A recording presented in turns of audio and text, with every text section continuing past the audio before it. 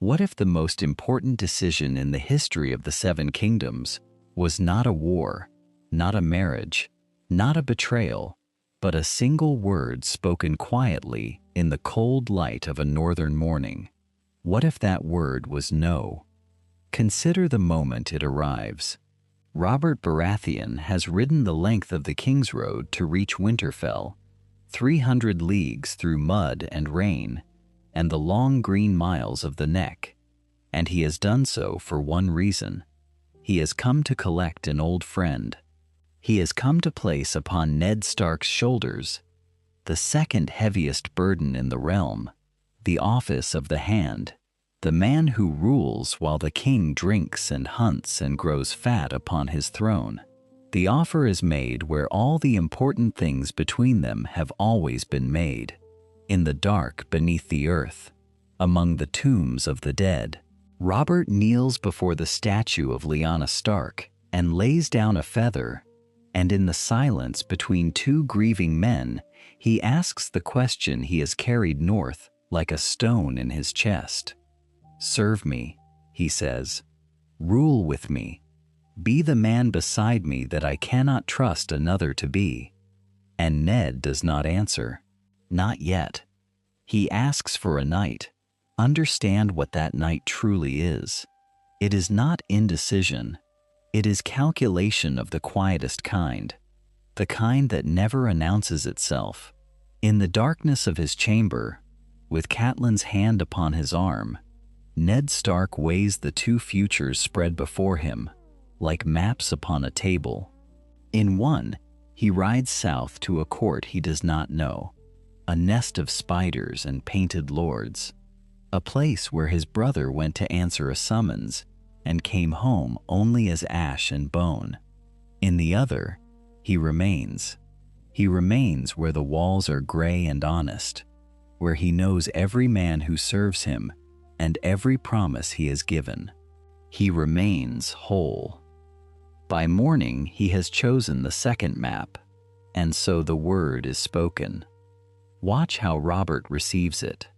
The fury does not come at once. First there is disbelief, the slow dawning that this quiet man has actually said the thing he cannot mean. Then the wound. Then the anger that rises to cover the wound, because Robert Baratheon has never in his life allowed anyone to see him bleed. They walk to the Godswood to have it out beneath the weirwood, two men who once fought a war together, and the argument that follows is not a negotiation, it is a mourning. Robert accuses him of abandonment. He speaks of the realm, of Jon Arryn cold in his grave, of the friendship that had carried them both through blood and rebellion. "You would leave me alone in that pit," he says, and there is something almost pleading beneath the rage. Ned holds his ground the way the North holds against winter, without spectacle, without retreat. He tells Robert the truth as he sees it, and the truth is this: he cannot fight the enemies of King's Landing, because he cannot see them, because a man raised on plain speech and open fields has no defense against poison and whispers and the slow knives of the court. "I would serve you badly there, and die of it," he tells the king. "I serve you best by holding the North. Winter is coming, and someone must stand watch upon the wall's long shadow while you rule the sunlit South." Robert does not accept it, but he does not sever it either. That is the crucial thing, the thread left uncut. He storms from the Godswood, cursing the stubbornness of Starks, but the friendship, though strained near to breaking, still holds by a single fiber. The two old wolves part as men who have wounded each other and cannot quite bring themselves to bite through the bone. Now turn to the woman who watches all of this from behind a window, her face composed, her mind moving faster than any horse on the King's Road. Cersei Lannister has come north expecting a threat, and instead, she witnesses a gift she had not dared to hope for. A Stark in King's Landing, standing beside her husband, sifting through the papers Jon Arryn left behind, following the thread that Jon Arryn was pulling when he died so conveniently in his bed. That Stark would have been a blade at her throat and the throats of all her children. But a Stark in the north, buried in snow and old grief 1,000 miles from the truth, is no blade at all. He is a rusted sword hung on a distant wall. That evening, she finds her brother, her golden reflection, and she tells him what she has seen. Ned Stark has refused the crown's summons. He will not come south. Jaime does not understand at first why this pleases her so, and she explains it to him in the low, precise voice she uses only when the stakes are highest. "We were standing over a pit," she tells him, "and the honorable fool has just stepped back from the edge and taken us with him." She smiles then, thin and cold and certain. But she does not yet know what has been set loose in the north instead. What if the most dangerous man in the realm is the one who chooses to stay home? Robert Baratheon does not think in these terms. He thinks in older, simpler terms, the terms of the battlefield and the hunting ground and the wine cup. And when he corners Ned Stark in the solar the morning before his departure, he brings all of that weight to bear. He wants a Stark bound to a Lannister. He wants the two great families of his reign stitched together by blood, so that when he closes his eyes at night, he can pretend the sewing holds. And Ned, who has already refused the crown, now faces the second half of the trap, the softer half, the one dressed as friendship. They speak low, the two old friends, and every sentence between them is a stone laid down carefully in a place where the ground is uncertain. Robert asks for a marriage. Ned considers it, not the way a father considers a suitor, but the way a commander considers a flanking maneuver. To refuse outright is to insult the king and stir suspicion. To agree fully is to surrender a child to the very court he has just declined to enter. So he threads the needle. A betrothal he offers, Sansa to Joffrey. A promise, not a delivery. A word given for a future that has not yet arrived and may never arrive in the shape they imagine.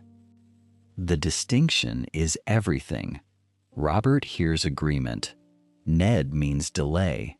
And there is a difference between a hostage sent south in a wheelhouse and a betrothal written in ink that can, given time and cause, be unwritten. Sansa remains at Winterfell. She weeps at first. This girl who dreams in the colors of southern silk, who has memorized the names of knights she has never met. She had wanted the capital, the golden prince, the songs made real. Instead, she has the gray walls and the cold and the disappointment that settles into a young heart like frost into stone. She does not know that her father has just kept her alive. She will not understand it for years. Perhaps she never fully will. The king rides out 3 days later, and the north exhales as the great column winds south along the King's Road, banners snapping, wheels churning the half-frozen mud. Robert leaves without a hand. He had come to claim one and departs empty-handed. And this is a fact that ripples outward in ways he does not pause to calculate, because Robert Baratheon has never in his life calculated a ripple. But Ned Stark calculates. In the quiet after their guests have gone, another matter presses at him, older and colder than any betrothal. A letter has come, carried through the mountain passes of the Vale, written in a code that Catelyn learned as a girl at Riverrun, her sister Lysa's hand, and the words, once unlocked, are these: "The Lannisters killed Jon Arryn. Poison. Murder dressed as a peaceful death in a warm bed. If you're enjoying this alternate history of Westeros so far, please consider subscribing, because I upload new stories every single day. Now let's continue with the story. Consider the man who holds this letter now. Consider what he might have done with it. Had he taken Robert's offer, he would have carried this suspicion into the lion's den itself, into a city where the walls have ears and the shadows have knives, and he would have pulled at the thread with his own hands, in plain sight, surrounded by those who benefit most from his silence. That is the path he did not take. That is the pit Cersei imagined him climbing out of. He reads the letter twice by candlelight, and Catelyn watches his face and sees the grief settle there, the memory of Jon Arryn, who raised him as a second father, who taught him honor as though it were a kind of armor. And then she sees something else. She sees him fold the letter slowly and hold it above the flame, and she watches it curl and blacken and turn to nothing, ashes, and no evidence, and no trail leading back to Winterfell. He does not march south. He does not ride to war on the strength of a sister's grief and a coded page. He is in the north now, on his own ground, with his own men, and he chooses the patient path. He will not walk into the lion's mouth to search for teeth. He will let the north's eyes do the searching. That night, he summons a man he trusts absolutely, one who can move quietly, who can ask questions in the right taverns, and read the faces that answer, and he sends him south, not as a lord's envoy, but as a shadow, to learn what can be learned of Jon Arryn's final days, and the maester who tended him, and the wife who fled the capital in fear. And far to the south, in the throne room, where a vacuum now yawns, 3 others begin to move. Cersei counts her advantages. Littlefinger measures the empty seat at the small council and calculates who might be persuaded to fill it with someone pliable. Varys listens, as he always listens, and says nothing, quietly filing away the strange new shape of a board where the Warden of the North refused to play. Robert, frustrated and eager to be done with governance, soon entrusts the office of hand to a lesser lord, competent enough to manage petitions and accounts, but no Jon Arryn, and certainly no Eddard Stark. He asks few dangerous questions, challenges none of the Queen's growing influence, and never notices the quiet struggle unfolding around him. The office remains filled, but its authority quietly withers, leaving Cersei, Littlefinger, and Varys freer than ever to shape the kingdom around a king who paid less and less attention to the game unfolding around him. What if a boy could fall from a tower and, in falling, tear open a conspiracy that spanned a continent? What if the very thing that broke his body illuminated the shape of a plot that no one, until this moment, had allowed themselves to see? Bran climbs, as he always climbs, because the walls of Winterfell are a second skin to him, because the height has never yet betrayed a boy who trusts his own hands. He climbs the broken tower where no one goes, and there, through a window that should have been empty, he sees a man and a woman, golden hair, limbs entangled where kinship forbids it, and the man, the Kingslayer, the Lion of Lannister, sees the boy see, and there is a moment where mercy might have lived, and instead died.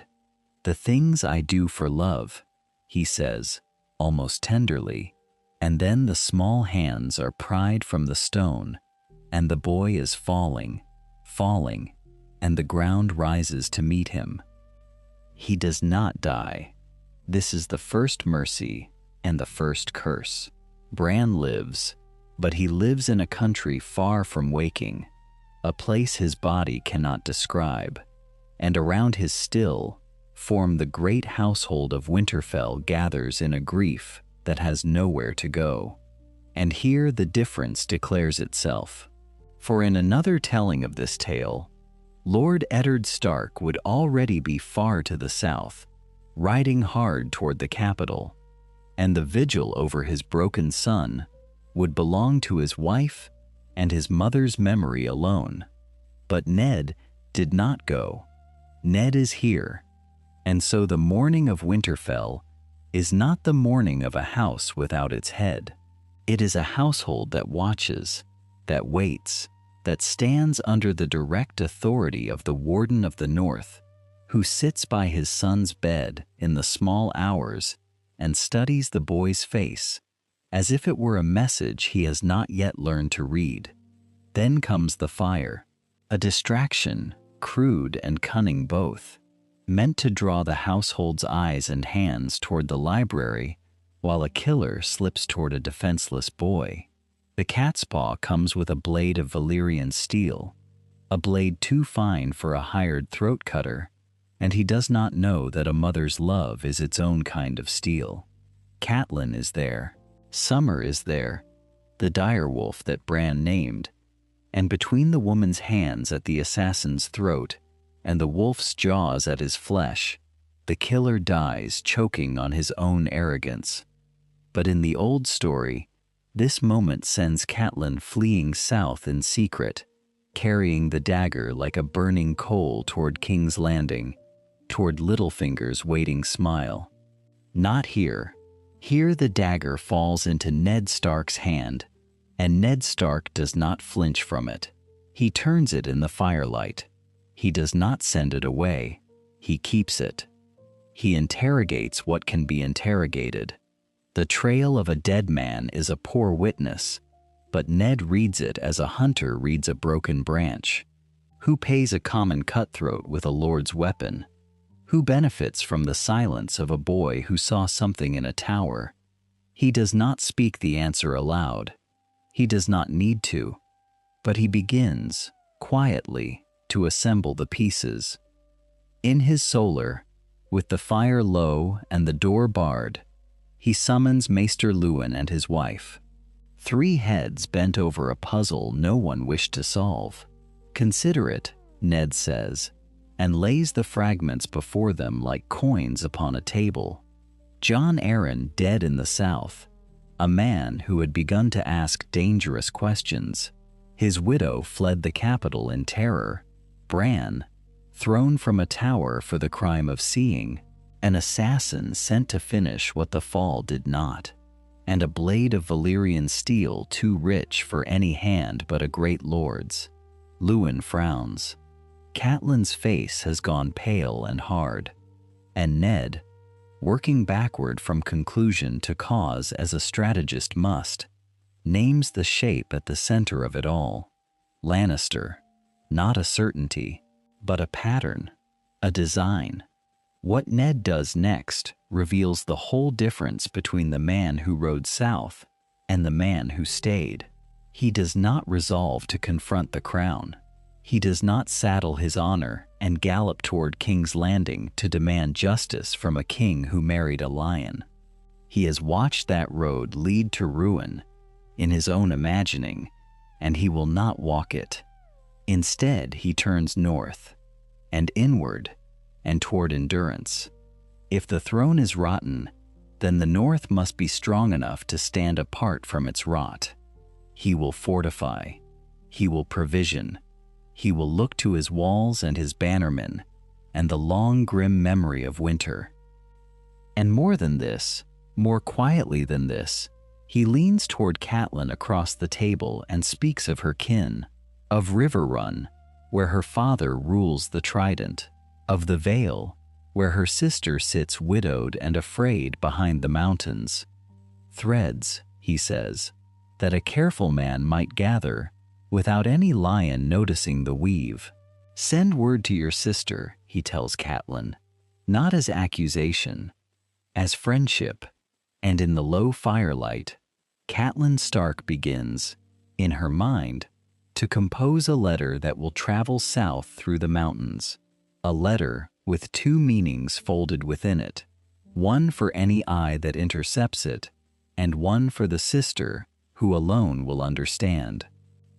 What does a woman do when she cannot trust the ravens, cannot trust the roads, cannot trust the very ink she writes with to keep it secret? She travels herself. And so it is that Catelyn Stark does not send a letter south alone, but carries her intentions in her own person, riding not toward King's Landing, where danger sits crowned and golden, but westward and south toward the rivers of her childhood, toward the towers of River Run rising above the confluence, where the Red Fork meets the Tumblestone. She goes quietly. She goes with a small guard and a plain cloak and a story about a daughter visiting her ailing father, and no one who watches her pass thinks twice, because that is precisely the point. A grieving Tully returning home. Nothing more. Nothing worth reporting to a queen who counts her enemies like coins. Hoster Tully receives her in his solar, where the light comes green through the water-shadowed windows, and he listens. He is old now, and the illness has begun its slow work in his bones. But the mind behind those tired eyes is the same mind that held the trident through rebellion, and he understands his daughter's meaning before she has finished speaking it. Lannister treachery, she says, not proven, not yet spoken aloud in any hall, but suspected by a man who does not suspect lightly, and Ned Stark, whatever else he is not a man who cries wolf. Edmure listens too, younger and hotter of blood, ready to name names and draw lines, and it is Hoster who quiets him with a raised hand.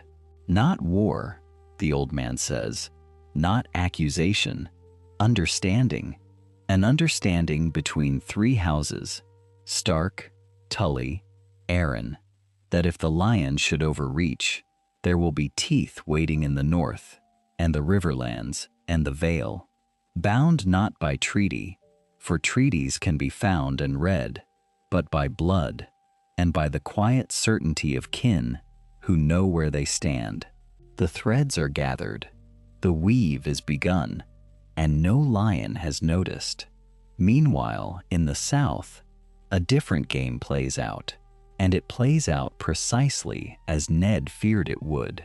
Consider the shape of power when the one man who might have checked it simply is not there. Cersei Lannister moves through the Red Keep unopposed. There is no hand of the king poring over ledgers he was not meant to see, no grim northerner asking questions about the parentage of golden children, no rival voice in the small council speaking for law over ambition. The board has been swept of its most inconvenient piece before the game even began, and the queen breathes easier for it. She grows bolder. She whispers to her cousin Lancel, that soft and pliable boy, and she tells him what she wants. And Lancel does as he is told, because Lancel always does as he is told.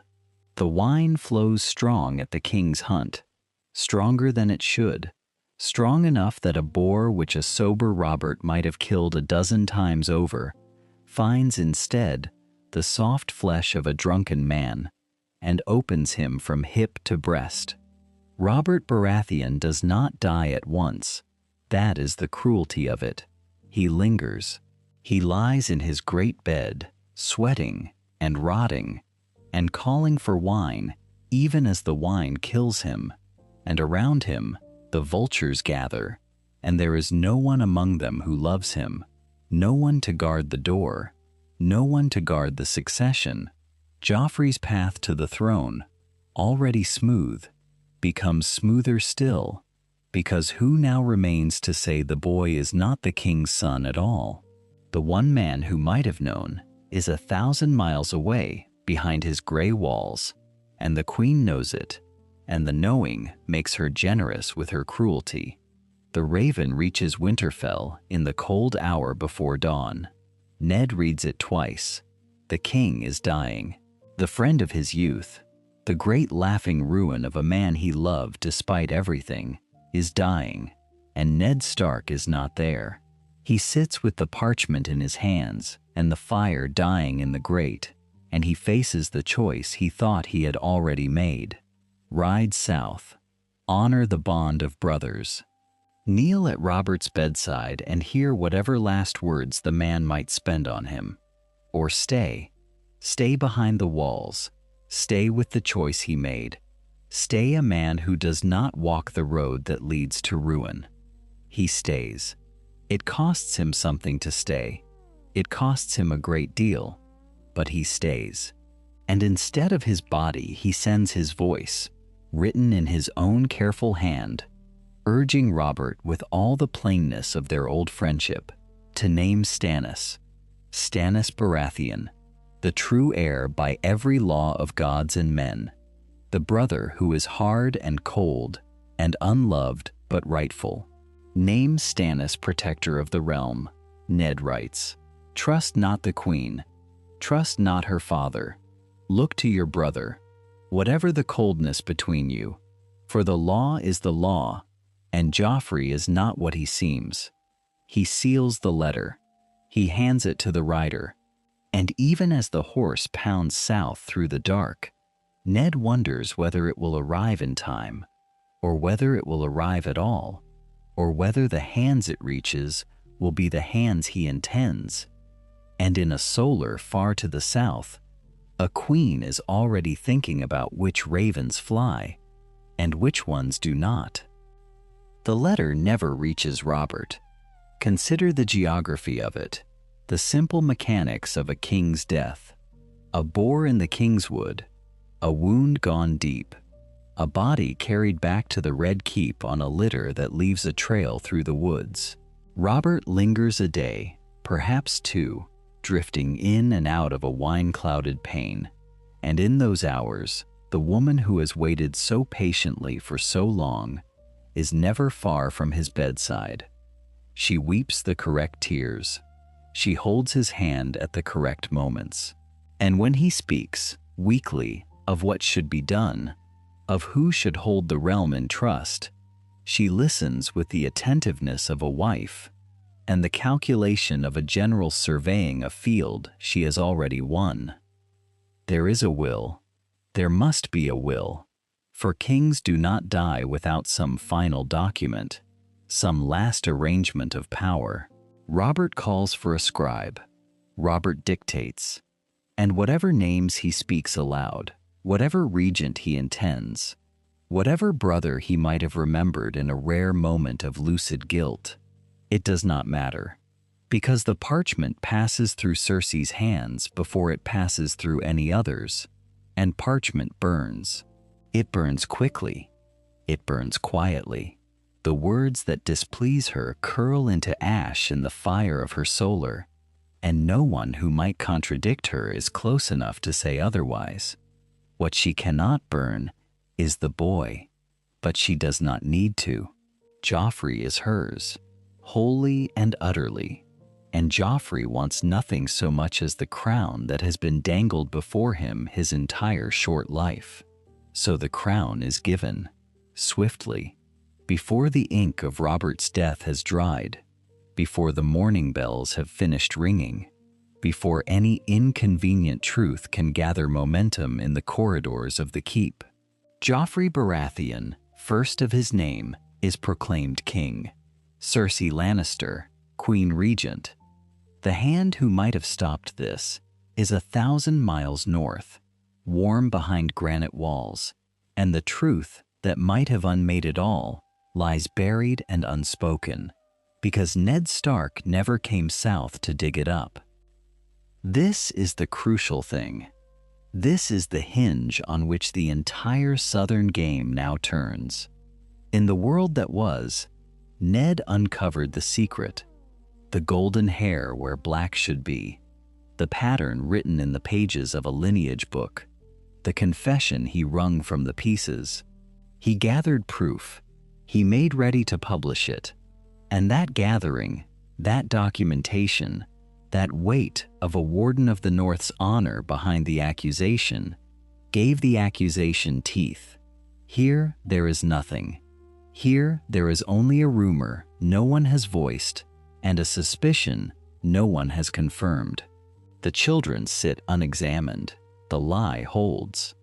And so when Stannis moves alone. From Dragonstone the letters go out, hundreds of them, carried on hundreds of wings to every lord and holdfast in the Seven Kingdoms. The words are the same words he would have written in any world. Joffrey, Tommen, Myrcella, none of them Robert's. All of them born of the incest of Jaime and Cersei Lannister, and therefore Stannis the rightful king by every law that binds the realm.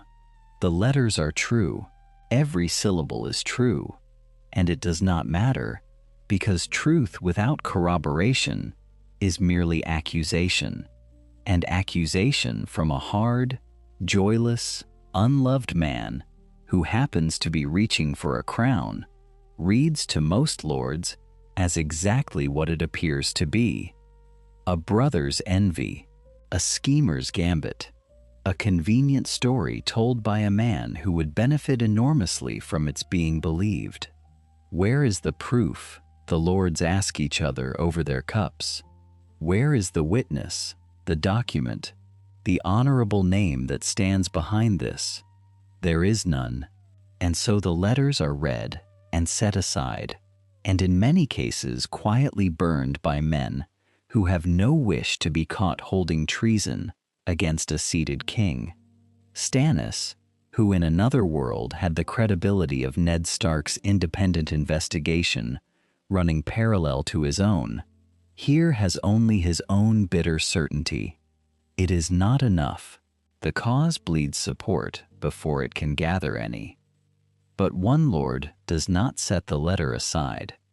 In the north, Ned Stark reads it twice, then a third time, and with each reading, the cold thing that has lived in his gut since the day the cat's paw's dagger was pressed into his hand grows colder still. He knows he does not have the proof Stannis lacks, but he has the shape of it, the dagger, Jon Arryn's inquiries, the questions that went unanswered, the pattern his own mind assembled in the long quiet nights when he had chosen not to go and chosen instead to wonder. He believes Stannis. That is the terrible part. He believes every word, and belief carries a burden that ignorance never did. So he does the thing a lord of his temperament must do. He summons his bannermen, the Umbers and the Karstarks, the Glovers and the Manderleys, the Boltons with their flayed man banners and their careful eyes, all of them riding to Winterfell through the last of the autumn cold. He gathers them in the great hall beneath the banners of 100 years, and he tells them what he knows, and what he suspects, and what Stannis claims. He lays it before them plainly, as is his way, and then he asks the question that will decide everything: whether the North will bleed for a southern king's rightful crown, or whether the North will stay behind its walls and let the South devour itself. The hall goes very quiet. Somewhere a fire pops, and the First Lord rises to speak. The first Lord to rise is the Great Jon, because of course it is the Great Jon. He is a mountain wrapped in furs, and when he stands the benches around him seem to shrink. His voice fills the hall the way winter fills a valley, sudden and total and impossible to argue with. He does not speak of Stannis. He does not speak of law, or lineage, or the tangled succession of a throne 1,500 miles to the south. What he speaks of is the North. Why, he asks, should the North bleed for any Baratheon at all? Robert took the crown by right of conquest, and the strength of the men who followed him. And where were those men from? The trident was won on northern spears. The Southrons wear the crowns, and drink the wine, and forget, always forget, whose blood paid for their comfort. He looks at Ned then, and something fierce moves behind his eyes, something older than loyalty. "There sits the only king I mean to bend my knee to," he says. "The king in the north." The words land like a stone in still water. They ripple outward through the hall, and for a moment, the ripples are all there is. The intake of breath, the shifting of feet, the way certain lords lean forward, and certain lords go very still. It is not a new thought. It is the oldest thought, the one that sleeps beneath every northern hearth, the memory of the kings of winter who ruled these lands before any dragon crossed the sea.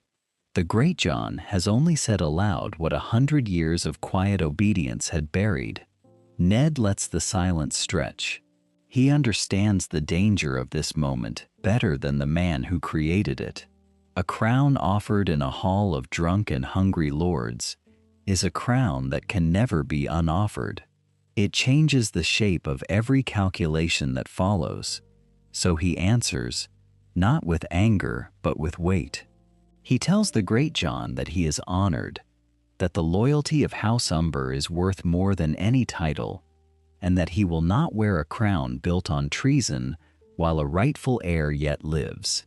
He is Lord of Winterfell and Warden of the North. That is what he is. That is what he will remain. The great Jon sits, unsatisfied but not defiant, and now the harder voices speak. Roose Bolton rises without haste, and when he speaks, his voice is so soft that men must lean toward him to hear it, which is precisely the point. A quiet voice draws the room inward. He argues neither for war nor for crowns. He argues for patience, for watching, for waiting, for letting the lions and the stags exhaust themselves against one another before the North commits a single spear. Why march south at all, he asks, when the South seems so eager to consume itself? Let them. His pale eyes reveal nothing. They never do. Ned marks the argument, and marks the man who makes it, and files both away in the cold accounting he keeps behind his stillness. Mage Mormont speaks next, blunt where Bolton was smooth. She has no patience for crowns, and less for hiding behind walls. Stannis is the heir, she says. If he is the heir, then law is law, and a Northman keeps his word, or he is not a Northman at all. But she will not send the daughters of Bear Island to die on a southern field for a king who has never once looked north. Support him, yes. Die for him, no. And here Ned finds the shape of what he means to do, because between these three voices, the crown, the wall, the sword, lies the narrow path he has been walking toward since Stannis's letter first reached his hand. He rises, and the hall quiets on its own. He tells them the truth as he sees it. Stannis is the rightful heir, and law and duty demand that the North stand behind that truth. But duty does not demand suicide. The North cannot march its full strength across 1,000 miles and leave its own borders open, not with the wall undermanned and the wildlands beyond it stirring. So he proposes a middle road. The North will lend Stannis its voice, its legitimacy, the weight of its name, declared for the true king. The Riverlands, through Catelyn's blood, may be brought to that same banner, but the armies of the North will stay in the North, guarding the ground that has always been theirs to guard. Legitimacy is a weapon. He means to wield it without emptying his own hall of spears. It is a compromise, and compromises satisfy no one fully, which is how he knows it is likely correct. The debate would have run deep into the night, save for the rider. He comes cold and wind-burned through the great doors, and the letter he carries changes the arithmetic of every man in the room. Tyrion Lannister was never taken. Catelyn rode to Riverrun. not to any inn upon the Crown Road. And so the dwarf reached Winterfell and departed it unmolested, and no chain of insult and hostage now binds the Lannisters to open war. Tywin sits at Casterly Rock. The lions have not yet moved. The spark that might have set the whole realm ablaze has simply failed to catch. Ned reads it twice. He understands what it means. Time. It means time, and time is the rarest coin of all. He looks up at his assembled lords, and he begins, very quietly, to reconsider everything. As the moons passed, and the southern kingdoms argued over crowns, ravens continued to arrive from Castle Black in Jon Snow's careful hand. Most spoke only of repairs, patrols, and dwindling supplies, but with each passing letter, another pattern emerged. The free folk beyond the wall were no longer scattered tribes. They were gathering beneath a single king. Ned read every letter himself, though few around him yet understood why they troubled him more than news from King's Landing ever could. What if the greatest danger to the realm came not from its enemies, but from those who ought to have been allies? What if two brothers, both bearing the same black stag upon gold, both convinced of their own righteousness, would sooner ruin the kingdom than yield an inch of it to one another? This is the calculation that keeps Ned Stark awake in the small hours, when the fires have burned low, and the letter of Tywin Lannister's stillness has been read for the 10th time. Time has been granted, but time is not victory. Time is only the space in which a wiser man might act, and Ned has begun to suspect that no wiser man remains south of the Neck. He writes through the night 2 letters, sealed with the gray direwolf, entrusted to envoys he trusts above all others, men who will not lose their nerve at a great gate, men who understand that the words they carry are heavier than any sword. One rider turns south toward Storm's End, the other toward Bitterbridge, where the roses of the Reach have gathered beneath a young stag who calls himself king. The message is the same in both. It is not a plea for allegiance. It is a warning, cold and precise as a blade laid flat against the throat. If the true heirs of the realm turn upon each other, if Baratheon spends its strength breaking Baratheon, then House Lannister will inherit a kingdom it never had to bleed for. The lions need not win. They need only wait.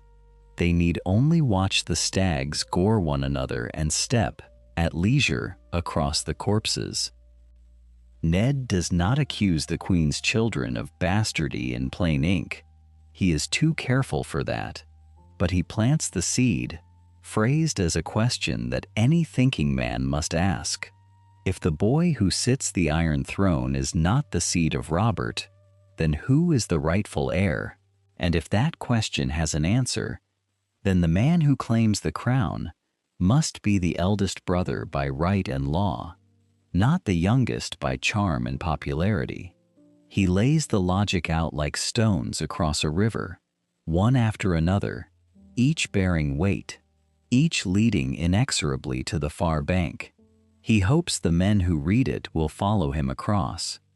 He fears they will not. Renly does not. The reply comes back sweet and certain and utterly deaf to reason. The realm wants him, the lords love him, the people cheer his name, and the Tyrells have wedded their fortunes to his crown. And what is a claim of blood against the simple fact that men will die for a king they adore? Renly does not argue the law. He does not need to argue the law. He has an army, and armies make their own legitimacy in the end. Ned reads the answer in his solar with the shutters closed against the wind, and he understands that he is watching a man who has confused being wanted with being right. It is the oldest error in the game, and it is nearly always fatal. Stannis is worse. in his way. Not because he is wrong. Stannis is not wrong, and that is precisely the horror of it, but because being right has made him hard and cornered and desperate. He has the law. He has the elder claim. He is almost nothing else. And a man who has justice but no strength will reach, sooner or later, for whatever strength he can find, wherever it lies, whatever it costs. Ned's ravens fly to Dragonstone, bearing a single desperate entreaty woven through all the careful diplomacy. There is a woman upon that rock, a red priestess out of the east, speaking of a god of fire and shadow, whispering of kings reborn in flame. Do not listen to her. Whatever she offers, refuse it. The price of such power is never named until it is already paid, and it is always paid in blood, and it is never your own blood alone. Ned writes it plainly. He suspects it will not matter. A drowning man does not weigh the character of the hand extended to him. He only grasps. So the brothers will break upon each other, and the lions will wait, and there is nothing more that ink and envoys can accomplish. Ned accepts this the way a man accepts winter.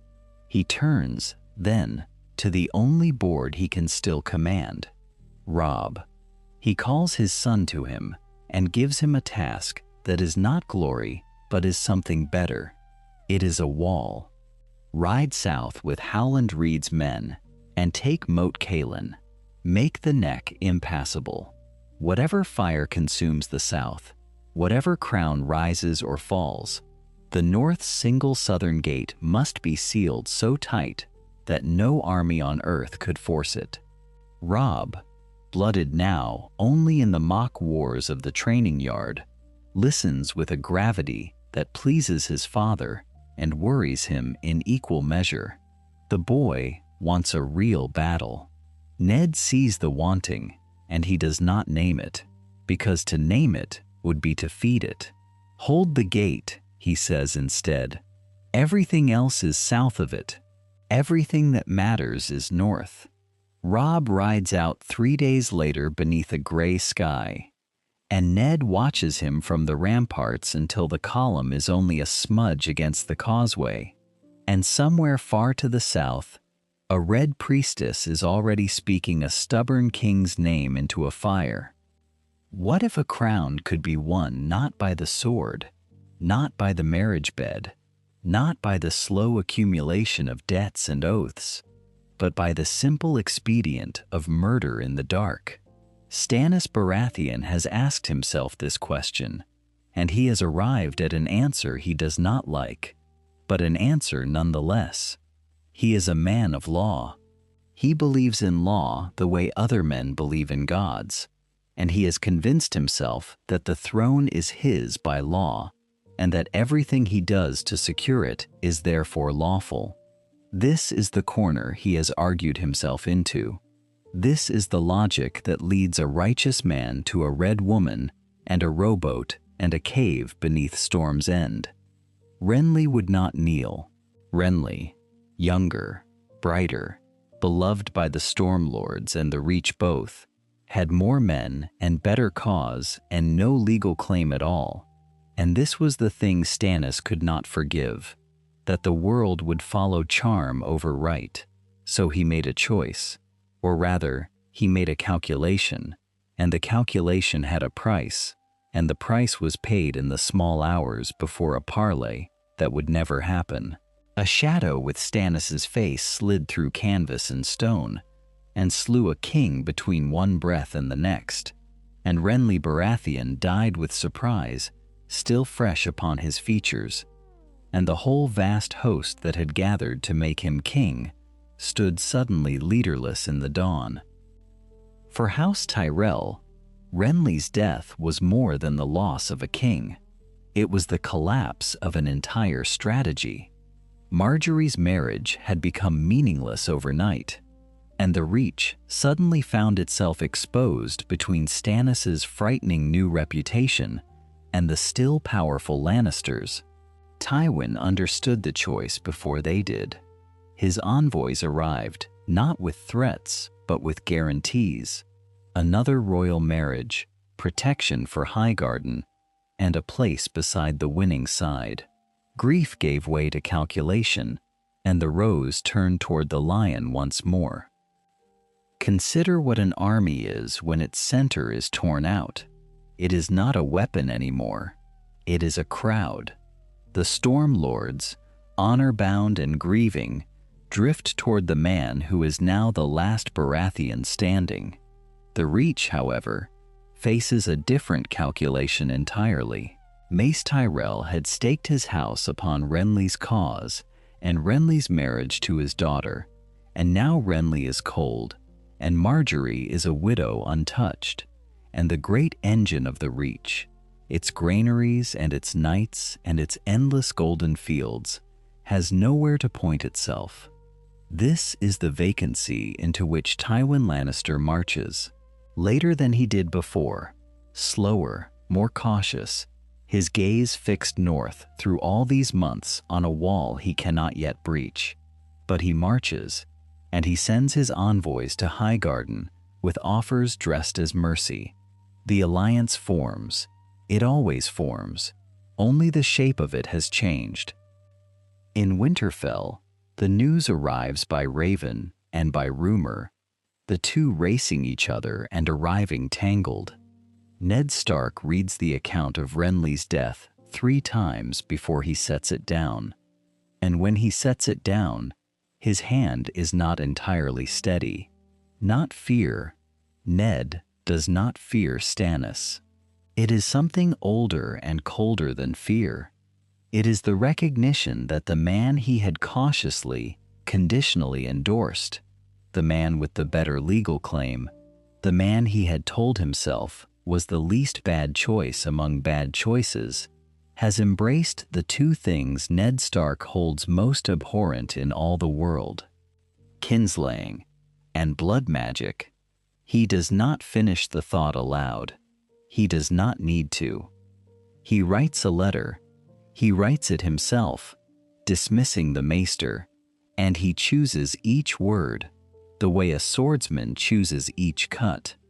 No true king wins his crown through murder and through blood. He writes that the North had raised its voice for law, and that law and kinslaying cannot share the same mouth, and that whatever endorsement he had lent to Stannis Baratheon, he now withdraws entire and forever. He seals it.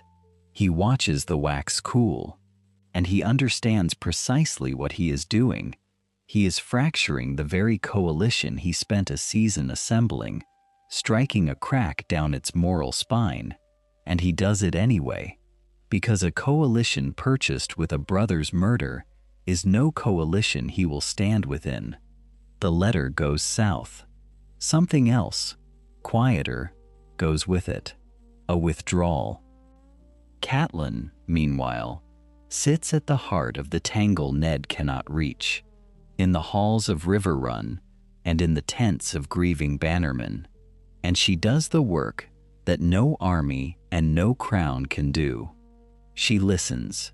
She listens to the Tullys and their fears, to the Vale Lords and their reluctance, to the northern captains who want only to go home before the snows. And out of all this listening, she shapes a single fragile understanding, holding it together with nothing but her own reputation and her own grief and her own iron patience. The North, the Vale, the Riverlands, 3 realms that will guard their own borders and spill their blood for no one else. Not for a kinslayer wreathed in shadow, not for a boy king born of a sister and a brother. Let the South burn for the South's crimes. The rivers and the mountains and the frozen North will draw a line and stand behind it and wait. It is, in its way, a triumph. It is also a door closing, and Catelyn hears the latch of it fall, and she wonders, alone, at night, with the tumblestone murmuring past the walls, whether a line drawn upon a map has ever truly kept a war on the far side of it. Somewhere to the south, Tywin's outriders have already turned their horses toward the crossings. What if the greatest battle of the war unfolds without a single northern sword upon the field? What if the men who might have tipped the scales are hundreds of leagues away, warming their hands by winter fires, while others die in the dark waters of a river that will run red before the night is done? Consider what changes when the North refuses to bleed. Stannis Baratheon still gathers his fleet at Dragonstone. He still believes himself the rightful king, still burns with the cold certainty of a man who has waited his whole life to be seen. His ships still turn their prows toward Blackwater Bay, sails full, oars biting into black water. But the armies that meet him are smaller now, thinner, stretched taut across the walls of King's Landing, like skin over old bone. There are no 10,000 northern spears to swell the ranks of any faction, because Ned Stark chose the walls of Winterfell over the gates of the capital, and that single refusal has left the South to fight the South with nothing but southern flesh. So the Blackwater burns. The wildfire still blooms green across the bay, and the ships still crack and split and sink, men screaming as they drown in flame. Tyrion still holds the walls with wit and desperation. Tywin still arrives at the 11th hour with the Tyrell host at his back, and the day is still won for the boy on the Iron Throne. But it is a narrower victory, a bloodier one. A victory purchased with the last reserves of two great houses who can ill afford the price. The Lannisters emerge triumphant and gutted. The Tyrells emerge crowned in glory and short of men.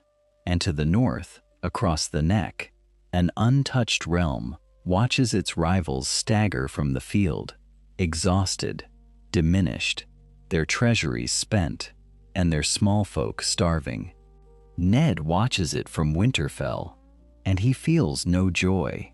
He feels only the grim confirmation of a thing he has always known, that the South will devour itself, given time, and that a wise man need only decline the invitation to the feast.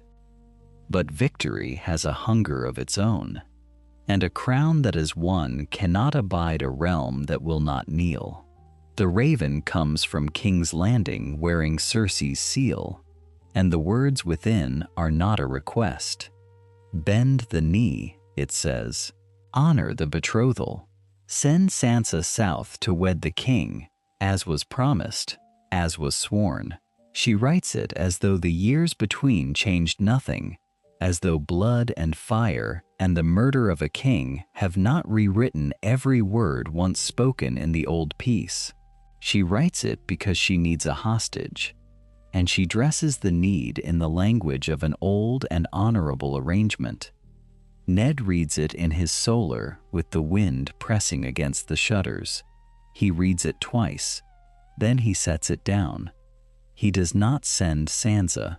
He will never send Sansa. He knows what she is truly being offered. Not a marriage, but a cage. Not a crown, but a chain. And he knows the boy who would hold that chain is no true king at all, but a child of incest wearing a stag's antlers he has no right to wear. His reply is short. He calls Joffrey a false king, born of Cersei and Jaime, no son of Robert Baratheon, no rightful heir to any throne in the Seven Kingdoms. He signs it. He seals it in gray wax with the direwolf pressed deep. And when the raven flies south with those words, he knows precisely what he has done. He has not opened a door. He has burned it from its hinges. The crown answers within a fortnight. House Stark is declared in open defiance of the throne. Traitors, the proclamation reads, though the word rings hollow in a realm too weary to enforce it. For this is where Tywin Lannister's mind turns cold and careful. He reads the northern refusal, And he does not rage as Cersei rages. He calculates. He weighs the length of the king's road against the strength of his own thinned host. He measures the neck, that narrow drowning throat of marsh and bog where armies go to die, where the moat guards the only road, where crannogmen wait unseen with poisoned darts. He remembers that the Ironborn are stirring in the west, that Balon Greyjoy has not forgotten his ambitions, that the Iron Islands smell weakness in a exhausted realm and will strike where they can. A northern campaign now would cost him everything he has left and gain him a frozen wasteland he cannot hold. So he does not march. Not yet. Instead, he reaches for the subtler blade. He writes to Riverrun, to the Eyrie, offering pardons and peace to any who will abandon the wolf and stand apart. Isolate the North, he reasons. Strip it of friends. Let it stand alone against the tide, and then, in time, when the Ironborn are dealt with and the treasury refilled, deal with it too. But the letters find no purchase. Catelyn's fragile understanding holds. The Tullys stand. The Vale Lords, reluctant still, do not break. And Tywin, reading the replies in the flickering light of his own solar, understands he faces not one realm in defiance but three, bound together by nothing but grief and reputation, and one woman's iron patience. He sets the letters down, he steeples his fingers, and he begins, slowly, to think of another way. What if the sea itself decided the shape of a war? What if the greatest gift Balon Greyjoy could give the North was to look everywhere but northward, because the North, in this telling, still stood whole? Consider the calculus of the Kraken.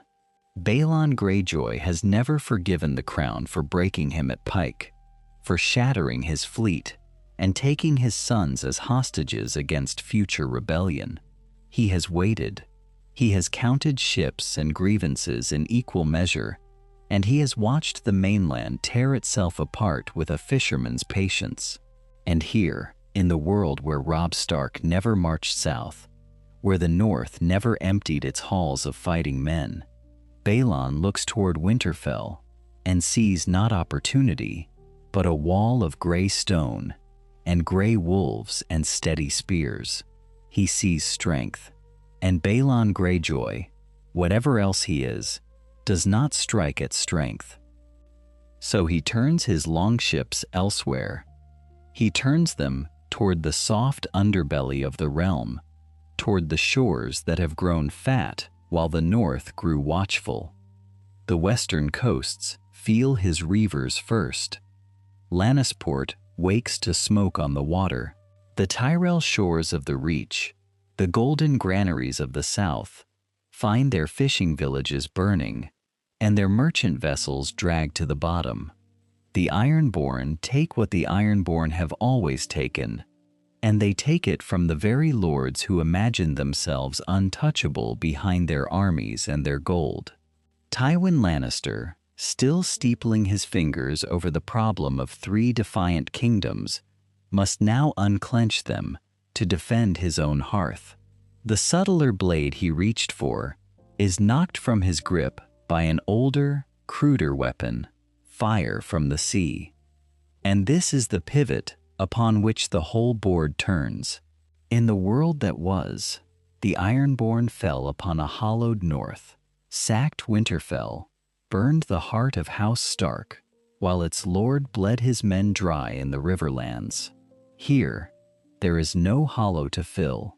Here, the wolves are home, and because they are home, they are watching not only the sea but something far colder, far older, gathering beyond the edge of every map the maesters have ever drawn.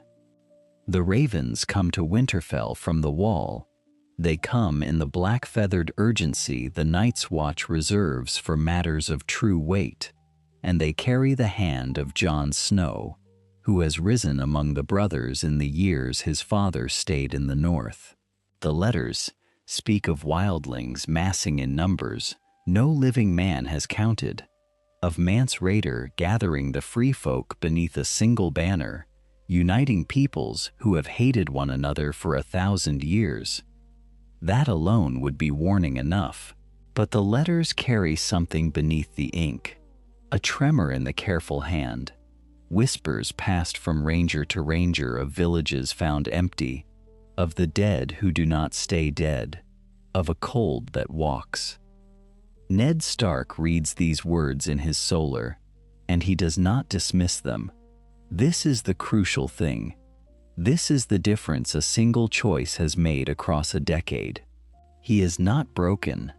He has not fled south to a viper's nest of daggers and doubled meanings, not lost his head upon the steps of a sept, while the watch pleaded for aid to deaf ears. He is here, whole, at the height of his strength, a lord who has spent years listening to the land, and the wind, and the long memory of his house.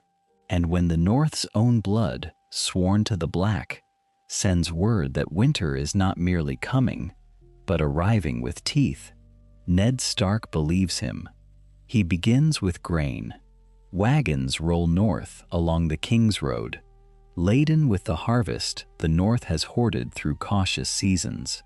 He begins with men, drawing volunteers and second sons and hard cases from the deep valleys and the mountain clans. He writes to the abandoned castles that once stood watch along the wall, the 19 forts fallen empty over centuries of neglect, and he begins, quietly, to imagine them manned again. Then he calls his lords to him, not in open hall with heralds and feasting, but in the close council of trusted men, the Umbers and the Karstarks and the Glovers, Wyman Manderly with his careful eyes, the mountain chiefs who answer only to Winterfell. He lays the ravens before them. He speaks of the sea and the south and the games of thrones playing out beyond the neck. And then he sets all of it aside as a smaller matter. The true war, he tells them, is here. The true enemy comes not with banners but with frost, and a realm that spends itself on a chair of melted swords, while the wall stands undermanned, is a realm already dead and merely waiting to be told. The lords are silent, and then, one by one, they agree. So the decision is made, the decision that no southern-bound Ned could ever have reached. Robb Stark will ride north with a host, not to sack or conquer, but to garrison, to breathe life into the dead castles of the wall, and stand where the watch has grown too thin to stand alone. The banners are called, the wagons are loaded, and in the yard of Winterfell, Robb tightens his hand upon the reins of a horse that will carry him toward the edge of the world. What does a crown weigh when it is offered not once but twice, and when the man beneath it has spent his whole life learning to distrust the men who wear them? The South is bleeding. This is the first fact, and every other fact arranges itself around it. The Ironborn have come raiding out of the Sunset Sea with the reckless hunger of a people who have nothing to lose, and they have found the Westerlands soft, and the Reach softer, the golden fields of the Tyrells, and the golden veins of Casterly Rock alike, burning under salt-stained torches. A crown that cannot protect its own richest lands is a crown that has begun to unmake itself, and in the courts of the mighty, men are counting. They are always counting. Lannister gold buys swords, but the ships that carry it are burning, and the men who would fight for a boy king are looking north across the neck and seeing something they had not expected to see. They are seeing a realm that stands. The neck cannot be forced. This has never been theory in the North. It is geography made into law. The bogs swallow armies whole. The causeway narrows to a single file, where crannogmen loose their poisoned darts from behind the reeds, and Moat Cailin sits like a broken tooth that no host has ever pulled clean. Joffrey's crown might spend 100,000 men trying, and it would spend them into the mud. So the southern lords do their arithmetic, and the answer comes back the same each time. The north cannot be conquered, and a thing that cannot be conquered need not obey. The Riverlands read the same equation. Hoster Tully's country lies exhausted and exposed, forever the crossroads where southern wars are fought, and its lords have grown weary of paying in blood for chairs they will never sit in. The Vale watches from behind its mountains, Lysa Arryn hiding her son in the Eyrie, and even her fearful hoarding of strength becomes, in this arithmetic, a kind of asset, a wall of stone in the east, a wall of bog in the south, and between them, a country that has decided it would rather be its own. So the words are spoken again. The Great Jon rises in the great hall of Winterfell, the same fierce mountain of a man who lost 2 fingers to a direwolf and gained a lifetime of loyalty in the losing, and he draws his great sword and lays it at Ned Stark's feet. He asks the old question, why should a king of grasslands rule over hills of snow he has never seen? Why should the North bend to a boy born of incest, sitting on a chair of blades that has brought them nothing but taxes and dead sons? And this time, Ned does not refuse quickly. He has refused a great deal in his life. He refused Robert's hand, refused the game, refused to leave his home and his children for the poison of the capital. But refusal has its limits, and a man who has spent every choice protecting his people cannot, in the end, refuse the thing they are freely offering. He accepts, not with joy. Ned Stark takes crowns the way other men take wounds. But mark the terms, because the terms are the man. He does not crown himself to march south. He does not proclaim a war of conquest or dream of the Iron Throne beneath him. He speaks instead of 3 things, and he speaks them as though they were vows carved in stone. Law, so that no man stands above justice, not even the king.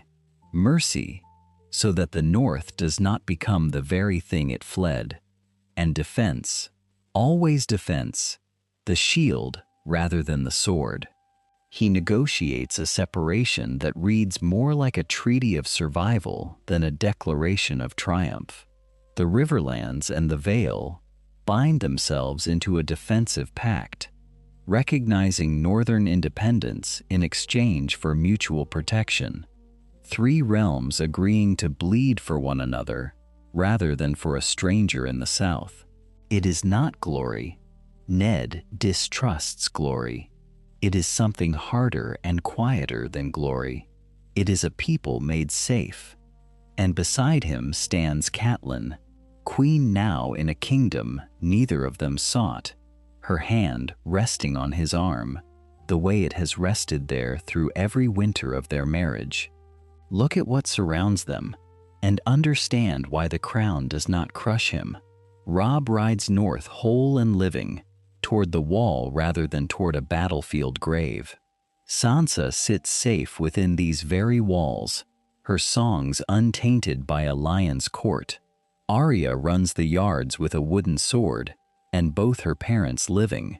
And Bran, broken-legged Bran, sits by the fire with a strange new light behind his eyes, dreaming green dreams of things that have not yet come to pass, whispering of a 3-eyed shape in the dark beyond the wall, a family kept whole, all of it flowing from a single word spoken in a solar long ago.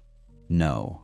Ned Stark bends his head to receive the circlet of bronze and iron, the old crown of the kings of winter, and as the cold metal touches his brow, a raven arrives from the wall bearing Robb's seal, and its message has not yet been read. The message, when it is broken open and read aloud in the great hall of Winterfell, carries the words that men have doubted for 1,000 years. The dead are stirring beyond the wall. Not rumor, not the ravings of frightened rangers, but a certainty written in Robb's steady hand, confirmed by the eyes of men who have seen the cold blue fire kindle in a corpse's sockets. And here is where the whole design reveals itself, where every decision made across the long, slow years bends toward a single purpose. Because Ned believed, because when Robert came riding north with an offer of power, Ned weighed that offer against the whispers of a maester, and the words of a dead ranger, and the marks upon a broken sword, and he chose the north, he chose the wall, he chose to prepare. Consider the difference between 2 winters. In one, the north is a ruin, its lord murdered at a wedding feast, its heir butchered with him, its lands carved apart by squabbling houses, while the living stumble toward the wall in desperate flight. In the other, the one that unfolds now, the north stands whole. The watch numbers not the pitiful few hundred of a forgotten order, but thousands, fed and armed and drilled through years of patient rebuilding, manning castles that had stood empty since the age of heroes. Robb's garrisons hold the eastern gates. The dragonglass, mined from the smoking cliffs of Dragonstone and traded north through a Stannis who understood cold arithmetic even when he understood little else, sits stacked in every armory, from the Shadow Tower to Eastwatch. The supply lines run unbroken all the way to Winterfell and beyond, into the Vale, into the Riverlands, where lords once skeptical had listened when a man of Ned Stark's reputation warned them and did not flinch. When the others come, they come as they have always come, in silence and in cold. The wind dies, the fires gutter low, and out of the white murk the dead advance in their numberless ranks, an army that does not tire and does not fear and does not break. This is the moment that has haunted the imaginings of every man who ever climbed the wall and stared north into nothing. This is the enemy that ended the world once before, but the living are ready. That is the whole of it. That is the thing that changes everything. The archers loose their dragonglass-tipped shafts, and the wights fall shattered, where a lesser volley would have merely staggered them. The men on the walls do not stand alone and desperate. They stand shoulder to shoulder with reserves behind them, and food in their bellies, and commanders who have planned for this hour across 100 quiet councils. Robb Stark rides the line where his father would once have ridden, and the North fights not as a broken thing scrambling for survival, but as a kingdom defending its own. The battle is terrible. Let there be no comfort in imagining otherwise. Men die screaming in the dark, and the cold takes some that steel cannot, and there are hours in the long night when even the bravest wonder whether preparation was ever enough against a foe that does not know how to stop. Brothers of the watch fall from the wall. Northern spearmen freeze at their posts. The dead press and press and press, yet the line holds. Where in another world it would have shattered, it holds, because 1,000 small decisions had built it strong enough to bear the weight. And in the deepest hour, when Bran's green dreams show the way to the heart of the enemy, it is the ready and the whole and the unbroken who strike the blow that ends the long night. Dawn comes. It always comes, though men forget it in the dark. And when the light spreads pale across the fields of the fallen, the living are still there to see it. The southern kingdoms, exhausted and diminished under the fading grip of a Lannister regime, that had spent itself in wars it need never have fought, send their acknowledgement north. They do not send it gladly. They send it because they must, because the whole realm now knows what the North knew first, that the true war was never for a chair of melted swords, but for the survival of every man and woman who breathes. The crown of winter is recognized. The independence purchased with foresight rather than blood endures. And the years that follow are quiet ones. This is the strangest gift of all, that a life which might have ended on a scaffold in King's Landing, head struck from shoulders before a jeering crowd, instead runs long and full and slow. Ned Stark grows old in his own halls. He sees Robb wed and steady, sees Sansa keep her gentleness, sees Arya grow fierce and free, sees Bran become something older and wiser than his years. Winter comes and passes and comes again, and each time the North meets it prepared.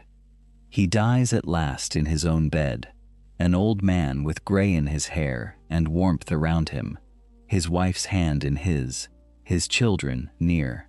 The crown of bronze and iron passes to Robb without a drop of blood. Outside the walls the snow falls soft and endless, and the North sleeps safe beneath it, kept whole by a single word spoken long ago. No. And it was enough. And this brings us to the end of this alternate history. If you enjoyed exploring how events might have unfolded differently, I'd really appreciate it if you subscribe to the channel. We dive into new stories from the world of Westeros every single day, imagining the choices, battles, alliances, and destinies that could have completely changed the fate of the Seven Kingdoms. I'd also love to hear your thoughts. What do you think would have happened next? Did this version of history end better than the original, or would you have taken the story in a completely different direction? Leave your ideas in the comments, because many of the best future stories come directly from your suggestions. Thank you so much for watching, and for spending your time with me. I'll see you tomorrow with another alternate history from Westeros. Until then, peace out.